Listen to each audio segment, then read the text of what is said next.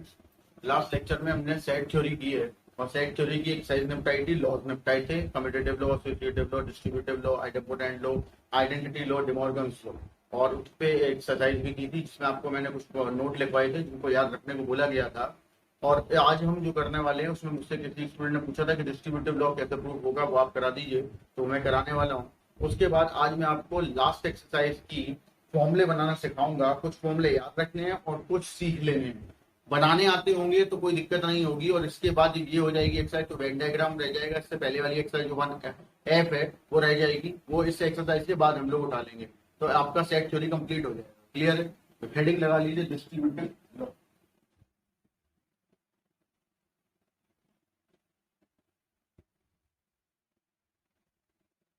Distributive law पहला, A union B intersection C, A union B intersection A union C, let x belongs to a union b intersection c। Question number, x belongs to a और x belongs to b intersection c, x belongs to a और x belongs to b and x belongs to c, ये and. Clear है? x belongs to a और x belongs to b, एक bracket में इसके साथ, फिर बीच में एंड, अब ये इसके साथ x belongs to a और x belongs to c, x belongs to a union b and x belongs to a union c, x belongs to a union b में भी है और a union c में भी है। इसका मतलब इनके इंटरसेक्शन में जरूर आता है। Question number 2, then by equation first and second, a union b intersection c equal to a union b intersection a union c। और बिल्कुल सिमिलरली आप इसका सेकंड पार्ट अब कर सकते हैं, बिल्कुल ऐसे ही सॉल्व होगा जिसमें यहाँ यूनियन और यहाँ इंटरसेक्शन आ जाए। अब ये नोट कर लीजिए आप। और इसके बाद फिर आपको मैं एक चीज बता देता हूँ, जो किसी ने मुझे पूछा था कि ये जो आपने निगेशन बताया था कल, एंड का और का एंड, वो कैसे होगा। तो देखिए मैंने आपको क्या बोला था, ये इंग्लिश में जो सेंटेंसेस होते हैं उनके ऊपर बेस्ड है। आइदर और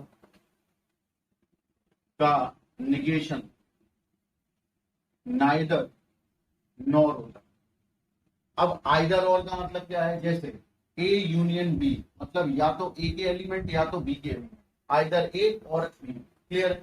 लेकिन ए नॉट इंटरसेक्शन बी नॉट, मतलब ना तो ए के एलिमेंट नाइदर नॉर हो गया, ना तो ए के एलिमेंट ना बी के एलिमेंट, तो ना ही ए के और ना ही बी के। अगर हम ऐसे बोल देंगे तो इसका मतलब है या आ जाएगा, और का मतलब या आ जाएगा, क्योंकि आप नॉर को और से रिलेट कर रहे होंगे। आप कह रहे होंगे जैसे वहां और काम कर रहा है वैसे नॉर काम कर रहा है। नहीं, ऐसा नहीं होता। यहाँ और जो काम करता है वो यहाँ नॉर काम नहीं कर पाता। यहाँ और का मतलब है या तो ए के या तो बी के, नॉर का मतलब है ना तो ए के ना ही बी के। तो जरा पढ़िए, इस चीज को दिमाग में ले जाइए, ना ए एंड ना बी, क्योंकि ना ए के चाहिए साथ में ना ही बी के चाहिए, तो साथ में का मतलब क्या हुआ, एंड। इस वजह से आइदर और का निगेशन आइदर नॉर हुआ। अब नोट करो। अब लास्ट एक्सरसाइज पे आते हैं और उनके कुछ फॉर्मूले पहले देखते हैं। If A and B be any two non empty sets, then पहला point, number of elements in A union B, number of elements in A, number of elements in B, number of elements in A intersection B। ये first formula. क्या मतलब है?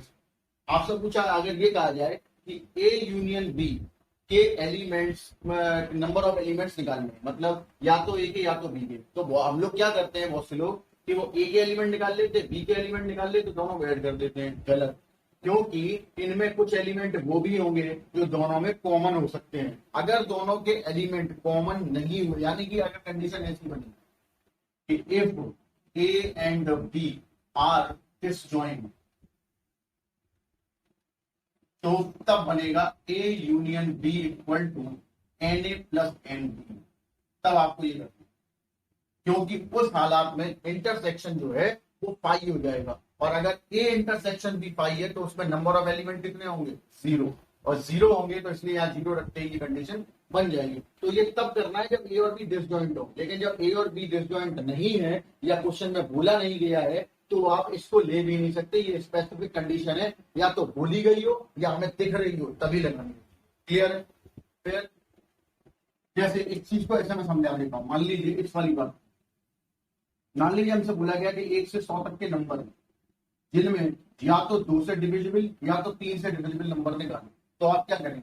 आपने number of elements divisible by 2, number of elements divisible by 3 ये कर लीजिए। गलत, क्योंकि इन दोनों में आपने वो नंबर एक्स्ट्रा भी जोड़ लिए जो 2 और 3 दोनों के डिविजिबिलिटी दे रहे होंगे। जैसे 6 वो 2 और 3 दोनों से डिवाइड हो रहा होगा, और आपने इसमें भी जोड़ा होगा, इसमें भी 12 इसमें भी ऐड किया होगा, इसमें भी, तो वो नंबर ज्यादा हो गई ना। इसीलिए हमें वो नंबर बाहर करने पड़ेंगे जो 2 और 3 दोनों से डिवाइड हो रहे हैं, मतलब 2 से भी डिवाइड एंड 3 से भी डिवाइड, तो उनको बाहर निकालना पड़ेगा। अब आप अपना फॉर्मूला चेंज पे चेक कर लीजिए, 2 यूनियन 3, और का मतलब क्या था? यूनियन, और इसको जोड़ो, फॉर्मूला सेम है। क्लियर है? समझ आ गई बात? नोट करिए। नेक्स्ट तीसरा point, number of elements A intersection B, number of elements A minus B equal to number of elements in A. कैसे? देखो, ये है ए इंटरसेक्शन बी, ये ए है, ये बी है, और ये मिला ए इंटरसेक्शन बी। क्लियर? और साथ में ए माइनस बी का मतलब क्या होगा? ए में से, यानी ये रहा ए, ये रहा बी, ए में से बी को बाहर, तो आपके पास क्या बचेगा? ये होता है, ऐसा डायग्राम आपके पास बच जाएगा।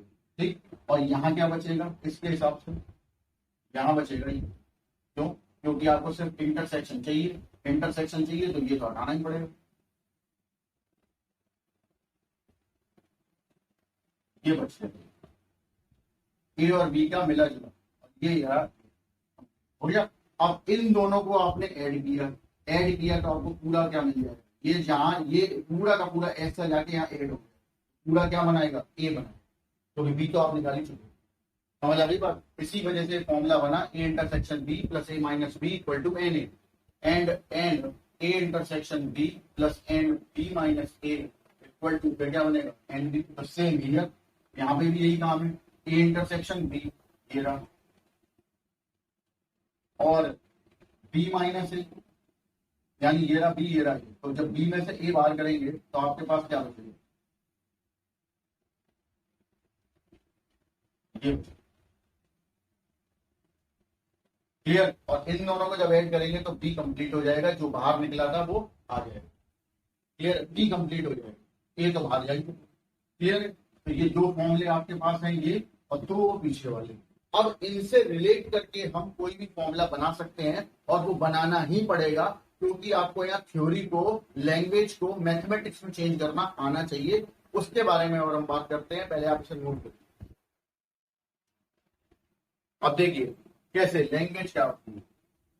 If A and B be any two sets, then find the number of elements in at least one of them, या either A और B। इन दोनों का मतलब एक ही है। बोला गया है कि अगर A और B दो सेट है, नॉन एम्प्टी सेट है, तो नंबर ऑफ एलिमेंट्स निकालने हैं एटलीस्ट वन ऑफ देम, या फिर आइदर ए और दोनों का मतलब एक ही है। एटलीस्ट वन ऑफ देम का मतलब है हमें नंबर ऑफ एलिमेंट्स या तो ए के चाहिए या तो बी के, कम से कम ए के, कम से कम ए के तो चाहिए चाहिए, मतलब कम से कम ए या कम से कम बी। यानी कि कहने का मतलब ये है कि या तो ए के एलिमेंट निकालो या तो बी के, कम से कम ए के तो एलिमेंट चाहिए, एटलीस्ट का मतलब ये है। और इसी लैंग्वेज को अगर हम दूसरी तरीके से देखें तो ये रहा उसका मतलब। तो सीधी भाषा में आपसे ए यूनियन बी पूछा गया है, और उसके लिए फॉर्मूला आप ये वाला लगाएंगे, और अगर डिस्जॉइंट सेट्स हुए तो इंटरसेक्शन हट जाएगा। क्लियर है? ये पता होना चाहिए, क्योंकि आपसे ये डायरेक्ट नहीं पूछा जाएगा क्वेश्चंस में, आपसे ये लैंग्वेज पूछी जाएगी, तो लैंग्वेज याद रखनी है। अगर आपसे पूछा गया है find the element of neither A nor be, तो इसका मतलब क्या है? ना तो ए के एलिमेंट चाहिए ना तो बी के एलिमेंट, नाइदर। अगर ए और बी का मतलब आइदर है तो डैश लगाने का मतलब है नाइदर, उसका कॉम्प्लीमेंट, ना तो ए के ना तो बी के। अब इसको मैं कैसे हैंडल करूं? तो डिमॉर्गन्स लॉ आपके पास है, ए डैश इंटरसेक्शन बी डैश मतलब ए यूनियन बी का डैश, तो इसको मैं यहां पर ऐसे लिख सकता हूं, क्लियर है। और अब इसको हम लिख सकते हैं n U minus n A union B, क्योंकि ए यूनियन बी का अगर डैश निकालना हो तो यू में से ए यूनियन बी को बाहर करना पड़ता है, और इसी वजह से नंबर ऑफ लगा हुआ है, तो ये यहाँ पे भी नंबर ऑफ लग जाएगा, और दैट्स योर फॉर्मूला। और ये कहां से आएगा? ये यहां से आ जाएगा, सॉल्व करके रख लेंगे, हमें आंसर मिल जाएगा। क्लियर है? नोट करिए, आगे बढ़ते हैं तीसरे पॉइंट।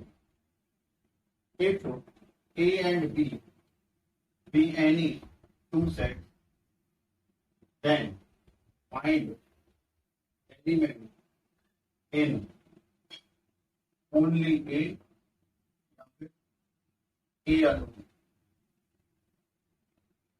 या फिर A but not B, तीनों का मतलब से।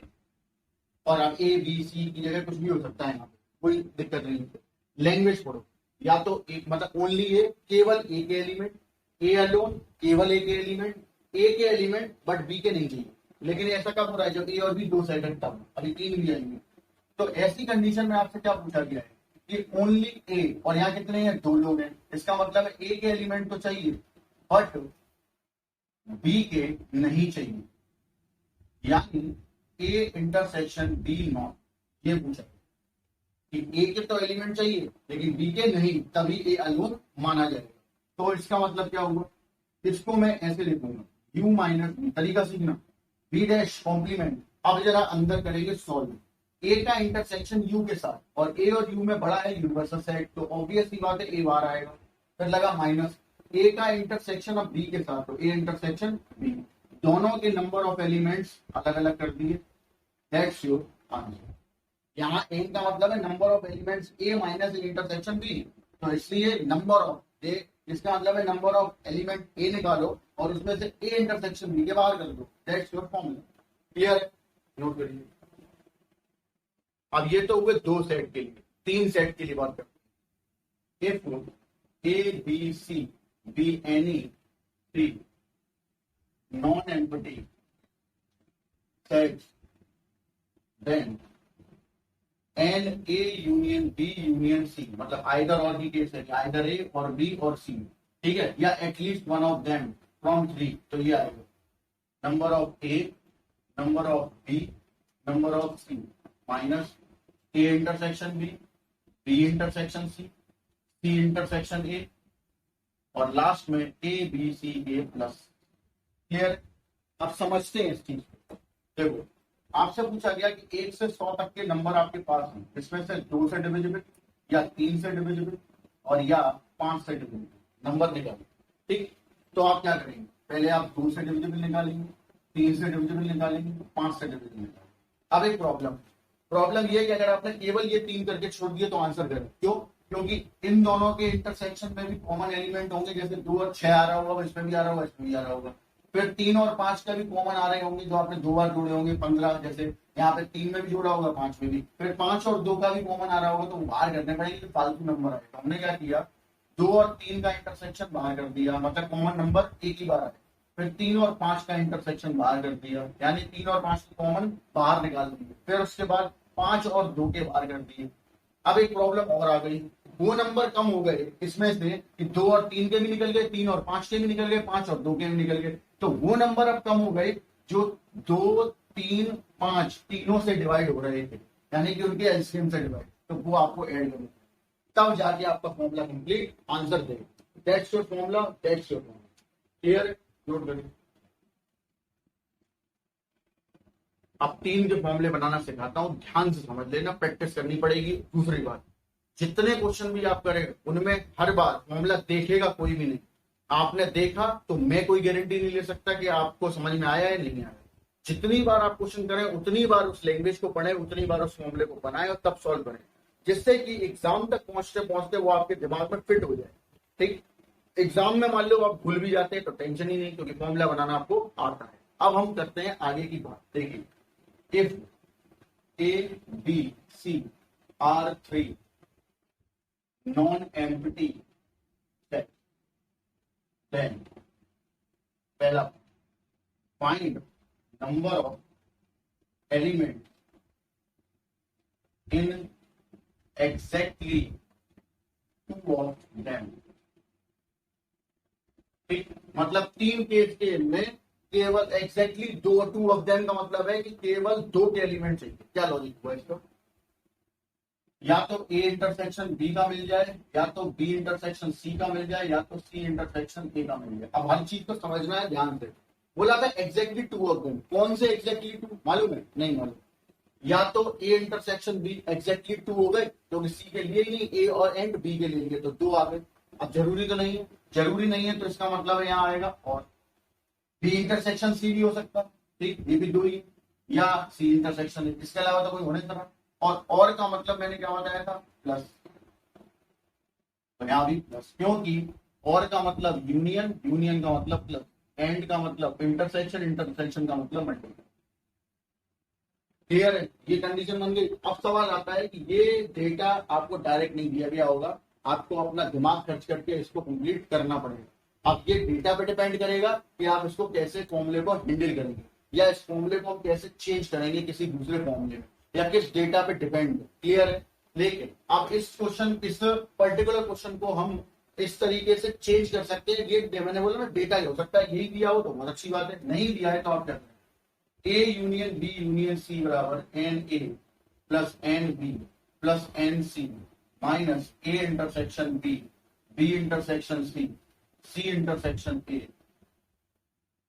Plus N A intersection B intersection C. इस पूरे ब्रैकेट को उठाओ इधर पे, A intersection B plus B intersection C plus C intersection A बराबर, इसको उठा के रखिए N A plus N B plus N C plus N A intersection B intersection C, और लास्ट में A union B union C, और ये आपका बन गया आंसर। जो कि फॉर्मूला पहले ही वाला था, ये आपने लैंग्वेज को पढ़ के बनाया, और अब इसकी जगह हम ये वाली वैल्यू पुट कर देंगे, और ये डेटा हमारे पास पहले से होगा, तो इसको उठा के रखेंगे, आंसर आएगा। क्लियर?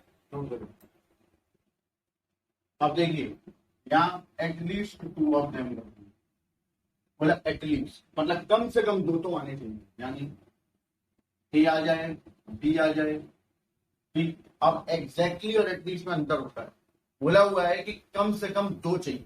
क्लियर है? तो कम से कम दो का मतलब है कि ए और बी मिल गए, सी नहीं मिला, ए और ए मिल गया, सी मिल गया, बी नहीं मिला, ए ना मिलके बी और सी मिल गए, और ऐसा भी हो सकता है तीनों मिल गए। क्यों?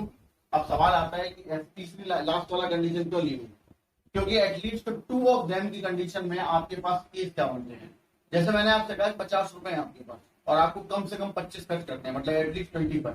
इसका मतलब है कि 25 तो खर्च करो, 25 से ऊपर भी 50 तक जा सकते हो, यानी कि 35 भी खर्च कर सकते हो, 40 भी, 50 भी, लेकिन 25 से नीचे नहीं जा सकते। तो बिल्कुल सेम केस है कि या तो दो बन जाए, कि आपको दो हमें मालूम नहीं होंगे कौन से हैं, कि ए और बी के मिल गए बट सी के एलिमेंट नहीं चाहिए, ए और सी के मिल गए बी के नहीं चाहिए, बी और सी के मिल गए ए के नहीं चाहिए, और या ऐसा भी हो सकता है कि तीनों के मिल जाए, क्योंकि एटलीस्ट दो के तो चाहिए ही, साथ में तीन के मिल जाए तो वेल एंड गुड। अब सवाल आता है कि हम इस क्वेश्चन को सोल्व कैसे करेंगे। तो देखिए एक सॉल्व करूंगा मैं, बाकी को सिमिलरली लिखूंगा, और ये आपको बहुत अच्छे से समझना है। ध्यान से देखिए कैसे सॉल्व होगा। इस शुरुआत यहां से होगी, इंटरसेक्शन यू माइनस सी, यहाँ एक ब्रैकेट, यहाँ एक ब्रैकेट, और ध्यान से देखना ए इंटरसेक्शन यू, बी का इंटरसेक्शन यू के साथ बी बचा, बी का इंटरसेक्शन सी के साथ बचा, अब ए का बी के साथ, और फिर ए का बी और सी के साथ, दोनों के अलग अलग। क्लियर? बनी कंडीशन। अब दूसरा नहीं बनाऊंगा, दूसरा सिमिलरली लिखूंगा। ध्यान से देखना सिमिलरली कैसे लिखा जाएगा। देखो जब यहाँ सी पे नोट था तो यहाँ देखिए सी नहीं आया है, जो जिन पे नोट नहीं था वो आएगा। अब यहाँ देखिए यहाँ बी पे नोट है तो ए इंटरसेक्शन सी आएगा, और उसमें से तीनों का इंटरसेक्शन बाहर। फिर इसके बाद अब यहाँ पे बी और सी आएगा, और इसमें से तीनों का इंटरसेक्शन बाहर, और ये सारी वैल्यू हम पुट एंड फर्स्ट कर देंगे, तो हमें मिल जाएगा एटलीस्ट टू ऑफ देम का फॉर्मूला इक्वल टू, यहाँ पे ये वैल्यू, यहाँ पर ये वाली वैल्यू, और यहाँ पर ये वाली वैल्यू रखी है। क्या है? N A intersection B and B intersection C and C intersection A minus, देखिए ये तो तीनों ऐड हो गए, एक दो तीन निगेटिव है तो तीन number of elements A intersection B intersection C, और एक पहले से ही प्लस का था तो तीन ये आए होंगे और एक ये माइनस होते तो कितने बचे। अब आप बुक में चाहें तो ये फॉर्मूला एक बार देख सकते हैं, वहां यही लिखा हो। क्लियर है? तो रट्टा नहीं मानना है, सिर्फ समझना है, ध्यान से समझिए, घर पे जाके खुद लगाइए और सॉल्व करके नोट बना लीजिए, जिससे कि फॉर्मूले फॉर्मूले बनाने आते होंगे, मोस्ट इंपॉर्टेंट है। क्योंकि 10th में भी आप देख चुके हैं कि मैथमेटिक्स में सबसे ज्यादा दिमाग खराब केवल फॉर्मूले करते हैं कि लास्ट में याद कैसे किए, या याद नहीं करना, यहाँ तो आपको कोई इतना बड़ा फॉर्मूला याद करने नहीं होगा। नोट आगे बढ़ते हैं, नेक्स्ट पॉइंट। मान लो बोला गया है at least one of them from a region, तब क्या हो? एटलीस्ट वन ऑफ देम मतलब ए के मिल गए, बी और सी के नहीं मिले। फिर ए और सी के नहीं चाहिए, बी के मिल गए। फिर ए और बी के नहीं चाहिए, सी के मिल गए। At least one of them, at least one of them का मतलब है कम से कम एक के चाहिए। अब एक के हो गए तो अब दो के भी हो सकते हैं,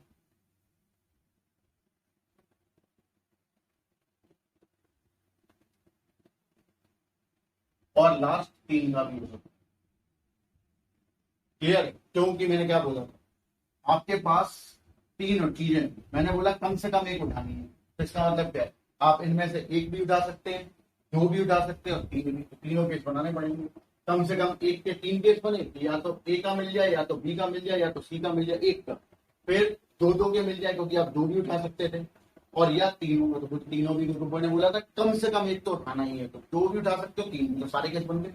अब हमारे लिए सबसे मेन चीज क्या है कि फॉर्मूले कैसे बने, तो देखिए इक्वेशन नंबर 1, ये वाला formula, A intersection B not intersection C not, starting मैंने क्या बोला था, लास्ट से रोकी, A intersection B not intersection U minus C, A intersection, देखो यहाँ ध्यान से देखिए, इसका इसमें किया इंटरसेक्शन, तो बी नॉट, क्योंकि बी नॉट छोटा होगा यू से, और फिर इसका इससे किया तो बी नॉट इंटरसेक्शन सी।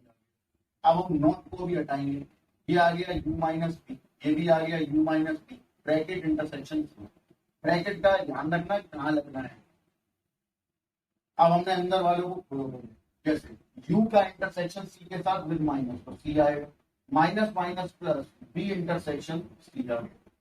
अब a का करवाइए, a का u के साथ a ही आएगा, a intersection b, a intersection c और a intersection b intersection c, तीनों का करके, तीनों अलग अलग, N A intersection B, N A intersection C और N A intersection B intersection, ये आ गया।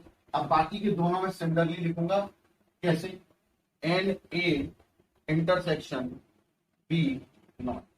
अब बी पे नॉट नहीं है, ध्यान से देखो, जब यहाँ ए पे नॉट नहीं था तो ए से माइनस किया था, अब बी पे नॉट नहीं है तो बी से माइनस करेंगे। पहला माइनस क्या किया था, ए का बी के साथ दिया था, तो अब बी का ए के साथ, मतलब ए इंटरसेक्शन बी। फिर यहाँ पे ए का सी के साथ लिया था, ये रहा, तो यहाँ बी का भी सी के साथ, बचे हुए के साथ, और लास्ट में तीनों का intersection. Similarly A not B not C, अब सी में से माइनस करेंगे, सी का ए के साथ, फिर सी का बी के साथ, और लास्ट में तीन। क्लियर है? और ये तीन तो अभी बनाए हैं थोड़ी देर पहले पिछले वाले में, तो इसको हम बाद में, इसको हमें वहीं से देख के नोट कर लेना या आप बना लेंगे, पहले तो आप इसे नोट करिए फिर। अब देखिए ये और ये एक दो तीन चार, ये पिछले वाले में थे, तो A intersection B intersection C not, A intersection B not intersection C, A not intersection B intersection C और ए बी इक्वल टू क्या है, N A intersection B, B intersection C, C intersection A minus 2 n A B क्या है, तो ये तो हमें directly मिल गया। ठीक, अब ये सारी वैल्यू में उठा के फर्स्ट में मुझे मिल जाएगा एटलीस्ट वन ऑफ देम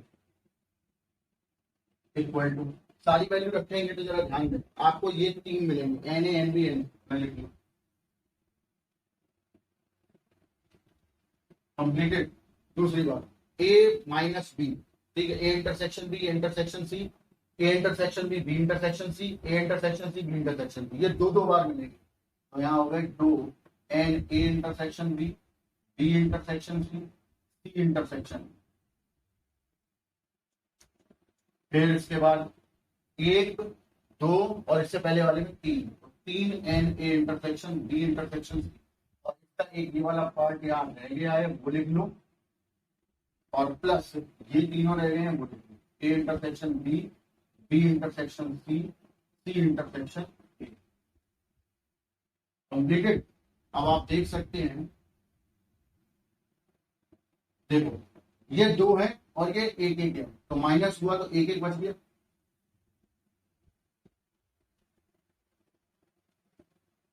और तीन प्लस के हैं और दो माइनस के हैं, तो एक प्लस का बच गया, फॉर्मूला बन गया। और आपको याद है ये फॉर्मूला अभी आपने थोड़ी देर पहले ही देखा था स्टार्टिंग में, और इस बात को, अपनी बात को प्रूफ करने के लिए ही मैंने ये किया था। दैट्स योर आंसर, यही फॉर्मूला था सेम। अब आप बहुत सी मैंने कराया क्यों इतना लंबा, क्योंकि आप सोच रहे होंगे कि ये तो डायरेक्ट ही मालूम है कि एटलीस्ट वन ऑफ देम का मतलब है आइदर ए और बी और सी। तो हाँ, मैंने सही बात है, वो हमें डायरेक्ट मालूम है, डायरेक्ट ही लिखना है। लेकिन आप अभी कल परसों में मुझसे ये पूछते कि sir at least one of them बनाए तो कैसे बना ले, तो बिल्कुल बना सकते हैं, लेंदी कितना हो गया और टाइम कितना खर्च हुआ है, ठीक। जबकि हमें माल, जबकि मैंने पहले ही बता दिया था कि at least one of them, no nothing but either और ए और बी और सी, मतलब कि A union B union C, जिसका फॉर्मूला हमारे पास डायरेक्ट मौजूद है। बात समझ आ रही है ना। इसीलिए बनाने का तरीका मैंने आपको बता दिया है, बना भी सकते हो, टाइम वेस्ट है इस वाले फॉर्मूले के लिए, एटलीस्ट वन ऑफ देम के लिए। तो एटलीस्ट वन ऑफ देम के लिए वही लॉजिक याद रखो, आइदर ए और बी और सी, बनाना था ही नहीं, ये इसके डायरेक्ट इक्वल था। आप मुझे कह सकते हैं कि मैंने उसका एक तरीके से आपको प्रूफ करा दिया, ये उसका प्रूफ है। एग्जामिनर कोई कॉलेज में पूछे या कोई स्टूडेंट पूछे कि कैसे आए, आप कैसे मान लेते हैं at least one of them either A और बी और सी है, तो आप उसे पूरा प्रूफ करके बता सकते हैं कि ये रहा भैया फॉर्मूला, यही फॉर्मूला इसका होता है, इस वजह से आइदर ए और बी और सी, ये नोट करिए। अब देखिए फॉर्मूले बनाना सीख गए, आपको अब धीरे धीरे जब इम्प्लीमेंट करोगे ना, तो धीरे धीरे चीजें समझ में आएंगी। आप चाहोगे एकदम वो चीज समझ में आ जाएगी, नहीं है। एक्सरसाइज शुरू कर रहा हूँ, और उसमें जो फॉर्मूले बताए हैं, जो डायरेक्ट डायरेक्ट फॉर्मूले बेस्ड है, वो तो आपको डायरेक्ट डायरेक्ट करना है। जिसमें थ्योरी लिखी हुई है उसमें आपको थ्योरी पढ़ के सोचना है कि और का मतलब मैंने क्या बताया है, यूनियन, यूनियन का मतलब प्लस है, एंड का मतलब इंटरसेक्शन यानी मल्टीप्लाई होगा। ये सारी बातें आपको अपने दिमाग में रखनी। एक्सरसाइज 1G, इसमें जो डायरेक्ट फॉर्मूले पे बेस्ड है वो मैं होमवर्क दूंगा। मैं क्वेश्चन नंबर 3 पे आऊंगा। बोला है N A equal to 24, N B equal to 22 और A intersection B equal to A. पहला पूछा है आपसे एन ए यूनियन बी, सीधा फॉर्मूला लगाओ, N A plus N B minus A intersection 24, 22 minus 16, फिर ये तो ये हो गया 16 और ये ऐड किया तो 38। सेकेंड में पूछा है ए माइनस बी, ए माइनस बी, ये कहां से निकाले, तो आपके पास एक फॉर्मूला है N A intersection B plus N A minus B equal to n, यानी ए माइनस बी निकालना हो तो एन ए में से इंटरसेक्शन बाहर कर दें। एन ए हमारे पास है 24, इंटरसेक्शन है 8, आंसर आ जाएगा 6। अब सिमिलरली इसका थर्ड पार्ट में बी माइनस से पूछा है, तो तो क्वेश्चन नंबर फर्स्ट सेकंड, उसके बाद थर्ड का थर्ड पार्ट और क्वेश्चन नंबर 4 इन्हें होमवर्क लगाएंगे और इसे नोट करेंगे। अब देखिए अगर आपको लैंग्वेज को मैथमेटिक्स को चेंज करना नहीं आया कि साइन में, तो यहाँ समझ लीजिए वही चीज यहाँ सबसे इंपॉर्टेंट है। क्वेश्चन नंबर 5 कैसे चेंज करते हैं। 5 को बोला हुआ है in a committee of 50 people, in a committee 50 people speak Hindi, number of elements in Hindi 50, फिर इंग्लिश 20, फिर 10 स्पीक बोथ, मतलब हिंदी भी एंड इंग्लिश भी। स्पीक बोथ का मतलब एंड, 10। आपसे पूछा हुआ है how many speak at least one of these two language, one of these language at least, और एटलीस्ट मैंने क्या बताया, नंबर ऑफ आइदर ए और बी, यानी कि कम से कम एक बोलने वाली लैंग्वेज बोलने वाले चाहिए, तो या तो एच के या तो ई के या तो दोनों। ठीक, तो number of element in H, number of element in E, number of H intersection E. अब इसमें आपके पास कंडीशन एक की ही आएगी कि या तो हिंदी वाले या तो इंग्लिश वाले, और आपने कॉमन वाले बाहर कर दिए। क्लियर है? NH is 50, NE is 20, -10, answer 60। अगर ये ऐसे चेंज किया जाएगा लैंग्वेज, ध्यान रखें लैंग्वेज मोस्ट इंपॉर्टेंट है, आपने चेंज नहीं कर पाई तो आपको फॉर्मूला नहीं मिल पाएगा, फॉर्मूला नहीं मिलेगा तो आप करेंगे कैसे।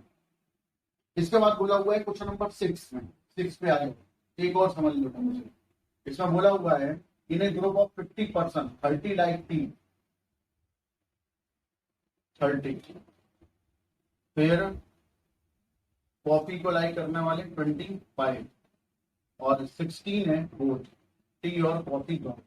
अब आप सोच रहे होंगे कि ये जो 50 दिया हुआ है ये क्या है, तो बोला हुआ है इन ए ग्रुप ऑफ 50%, मतलब एक 50% का ग्रुप है, उन पे सर्वे हुआ, इसका मतलब है ये universal set.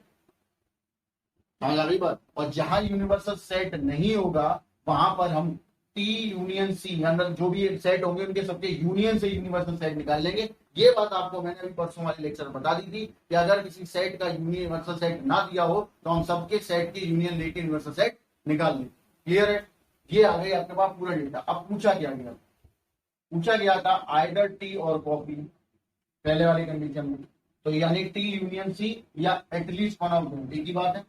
T union C मतलब n T plus N C minus n T intersection C, 30 plus 25 minus 16, तो ये हो गया 39। सेकेंड क्या पूछा है, नाइदर टी नॉर कॉफी, तो मैंने क्या बताया था, आइदर और का नेगेशन, नाइदर नॉर। ना तो टी यानी डैश का मतलब है, टी का मतलब है टी पसंद करने वाले, तो टी डैश का मतलब ना पसंद करने वाले, एंड ना ही coffee.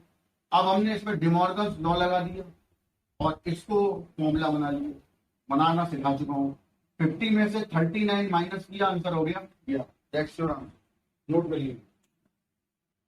Question number 7 most important लगा लीजिए, एनसीईआरटी क्वेश्चन पढ़ लो पहले। क्वेश्चन पढ़ना, लैंग्वेज समझना और फिर उसके बाद ट्राई करना उस लैंग्वेज को मैथमेटिक्स में चेंज करने के लिए। ये इन क्वेश्चंस की मेन पॉइंट है। यहाँ कोई ट्रिक नहीं लग रही, कोई दिमाग ऐसा नहीं लग रहा, सिर्फ आपको एक चीज पर ध्यान देना है कि हम अपनी लैंग्वेज को मैथमेटिकल फॉर्मूले में कैसे चेंज करें, और कौन सा फॉर्मूला यहाँ लगेगा वो तभी पता चलेगा जब लैंग्वेज चेंज हो चुकी है। क्वेश्चन नंबर 7 में बोला हुआ है there are 200 individual with a skin disorder. 200 individuals मतलब यूनिवर्सल सेट ऑफ 200 इंडिविजुअल्स का।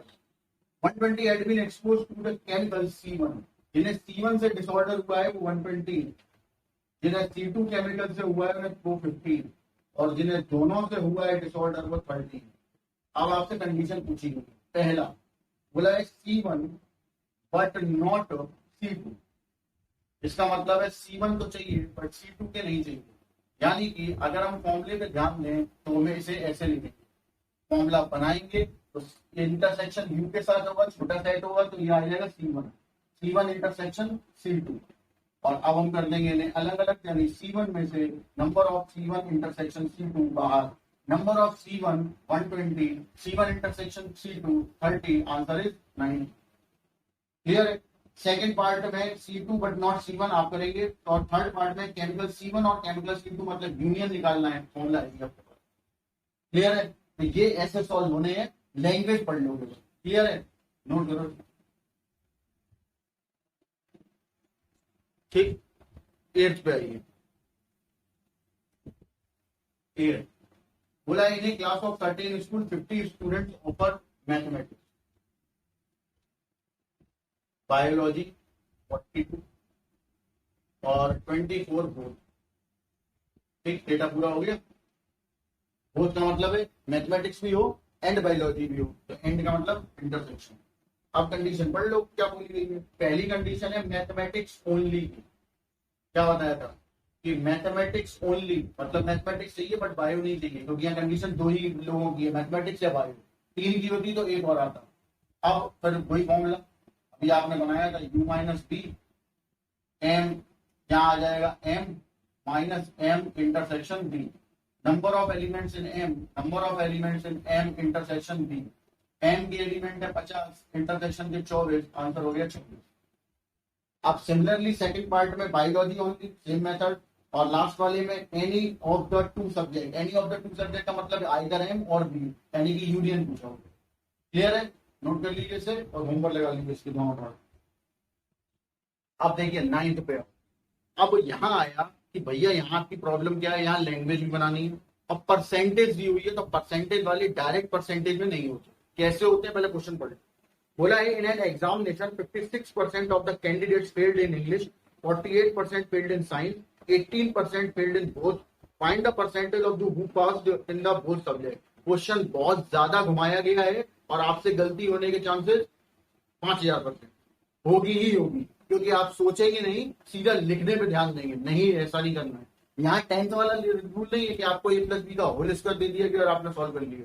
यहाँ पे दिमाग लगेगा, आपके सामने फॉर्मूला पड़ा होगा फिर भी आपको पता नहीं चलेगा कि यही लगना था, इसलिए वो चीज ध्यान रखनी है। सबसे पहले 9, let us consider the total students in a class is X। हमने ये परसेंटेज वाले में ऐसा करना है या परसेंटेज भी में। अब बोला गया है जो इंग्लिश में फेल हुए 56%, यानी 56x/100, सही लिखा है? गलत है, डैश, डैश मतलब नहीं, क्योंकि इंग्लिश में पास होने वाले अगर ई है तो ना होने वाले डैश है। समझ आ गई बात? जैसा बता रहा हूं वैसा ही करना है। फिर साइंस में फेल होने वाले 48%, 48x/100। फिर दोनों में इंग्लिश और साइंस दोनों में जो फेल हुए हैं वो 18%।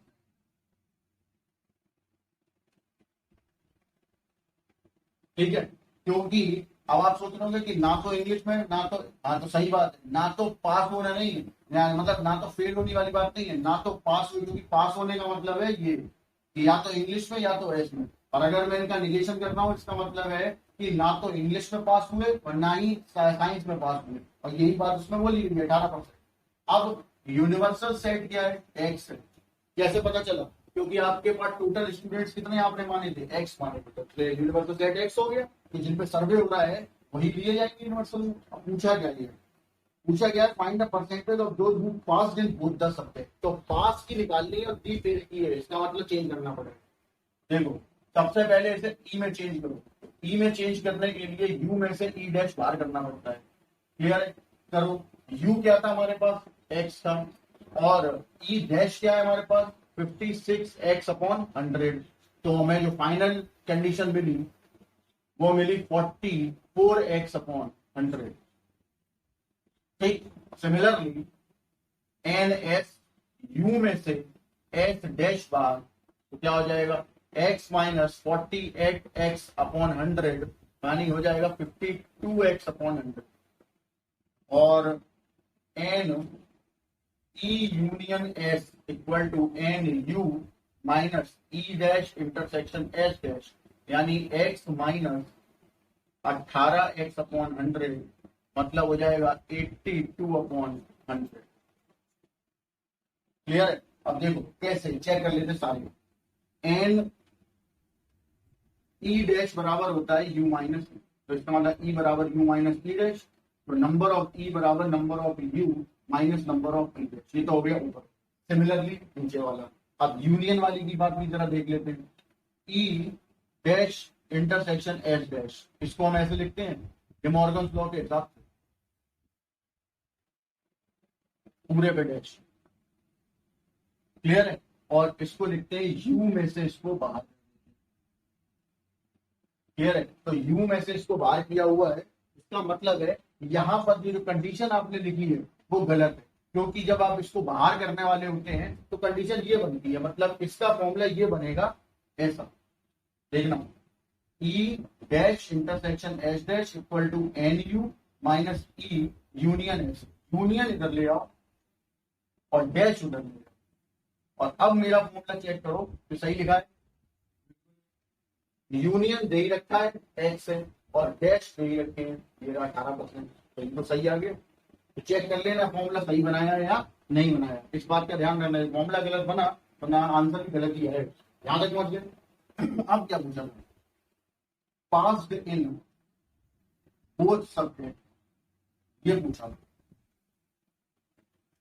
मतलब इंग्लिश और साइंस दोनों में, इंग्लिश में भी एंड साइंस में। फॉर्मूला क्या होता है, English plus science minus E union S हो जाएगा। क्लियर। अब क्या क्या चाहिए वो आप देख लीजिए। एन ई कितना है 44x अपॉन 100, फिर एस कितना है 52x अपॉन 100 और यूनियन कितना है 82x अपॉन 100। तो ये तो बचा आपके पास 30 माइनस का, और ये इसमें से हो गया तो 14x अपॉन 100, और x अपॉन 100 हटा देंगे तो मिल जाएगा परसेंटेज 40%। और अब आप आंसर चेक कर लीजिए क्या आंसर सही है। Question number 9 14। क्लियर, नोट करिए तो सॉल्व होगा। अब देखिए क्वेश्चन नंबर 10 आप करेंगे बस, इसके अलावा 11 से नीचे तक कोई भी क्वेश्चन नहीं करना है, वो मैं कराऊंगा क्योंकि 3-3 वाले हैं तो पहले कराएंगे, उसमें एक आध क्वेश्चन टिपिकल भी है। आपको क्वेश्चन नंबर 10 करना है, पीछे वाले में क्वेश्चन नंबर 8 का थर्ड पार्ट और सेकंड पार्ट छोड़ा था वो करना है, 7th का सेकंड थर्ड करना है, क्वेश्चन नंबर 6 वो करवा दिया, क्वेश्चन नंबर फर्स्ट सेकंड करने हैं, ठीक। और जो मैथ और फॉर्मूले बना के एक बार देख लेने, ठीक है। जितने भी क्वेश्चन आप कर रहे हैं वो सारे के सारे फॉर्मूले बना के पहले देख लीजिए, रिवाइज कर लीजिए, उसके बाद क्वेश्चन करिए, आराम से समझ में आएगा। नया कोई मेथड, बुक का कोई मेथड, किसी और बुक का कोई मेथड या वेन डायग्राम से कुछ नहीं करना। मैं आपको पहले बता दूं कंफ्यूजन इतनी हो जाएगी कि दिमाग खराब हो जाएगा। जो बताया है वैसा ही सॉल्व करिए, बहुत आराम से आंसर आएंगे, कोई दिक्कत नहीं है कि पहली बार में ना समझ में आए। जो 1-2 बार और करिए, फिर नहीं आएगा मैं दोबारा फिर समझा दूंगा। अभी नेक्स्ट लेक्चर जो आएगा उसमें लास्ट के क्वेश्चन जब मैं कराऊंगा तो फिर वही बात समझाऊंगा। क्लियर है, ओके बाय।